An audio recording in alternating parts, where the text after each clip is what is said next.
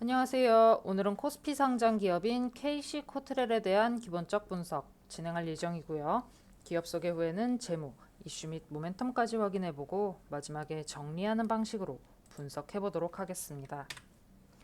KC코트렐은 분진 제거 시스템, 가스 처리 시스템과 같은 대기 환경 플랜트 사업을 주로 영위하는 환경 엔지니어링 기업인데요.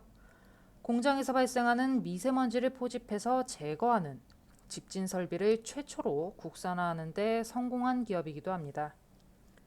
매출 비중 측면에서 살펴보면 분진 처리 설비가 전체 매출의 약 27%를, 가스 처리 설비가 약 35%를, 그리고 나머지 부문이 38%를 구성하고 있습니다. 이어서 재무 정보 한번 살펴보시면 매출액 증감은 있지만 3년 연속 흑자를 기록하면서 현상 유지를 이어가고 있습니다. 다만 매출에 비해 순이익이 현저하게 낮은 모습을 보여주면서 다소 불안한 감은 있는데요. 사실 KC코트렐의 재무 부문에 있어서 주의 깊게 살펴봐야 할 부문은 부채와 유보율 부문입니다. 지난 몇 년간 부채 비율이 100%대를 넘어서고 있지만 유보율이 1000%대를 유지하는 재무 건전성을 보여주고 있어서 낮은 당기순이익과 높은 부채 비율에도 불구하고 재무 상태만 놓고 봤을 때는 단기적으로 큰 문제 없을 것으로 보이는 기업이라고 말씀드릴 수 있겠습니다. 그럼 이번에는 이슈 및 리스크 부문 살펴서 기업 모멘텀 요소로는 어떤 것들이 있는지에 대해 한번 알아볼 텐데요. 올해 상반기에 미세먼지가 환경재난으로 인정받으면서 대기 문제가 사회적 관심사로 부각되었었죠. 이러한 정부 정책 기조를 기반으로 환경 규제가 강화되는 추세를 보여주면서 환경 설비 수요가 늘 것으로 전망되고 있는 점, 환경 플랜트 전문 기업인 KC코트렐의 모멘텀 강화 요소가 되어주고 있습니다. 특히 미세먼지 발생의 최대 주범 중 하나로 손꼽히는 화력 발전 부문의 경우 노후화된 설비로 인해 강화된 배출 허용 기준을 맞추기 위해서는 상당수가 시설 투자를 진행할 수밖에 없는 상황이죠. 게다가 올해 4월 국내 대기업 다수가 대기오염 물질 측정 대행업체와 짜고 미세먼지 배출 수치를 조작한 것으로 드러나면서 환경 규제가 보다 강해질 것으로 전망되고 있는 점도 환경 설비 수요 증가 요소로 작용할 것으로 보입니다.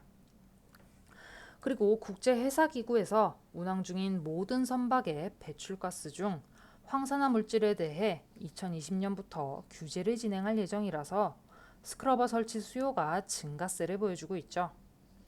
사실 KC코트렐은 선박용 스크러버 사업을 시작한 지는 오래되지 않았습니다만 20년 전부터 육상 탈황 설비를 공급해오던 기업이다 보니 다양한 경험과 기술적 노하우를 보유하고 있어서 빠르게 제품 개발에 나서며 시장 점유율을 높여가려고 하고 있는 점 주목하시기 바랍니다.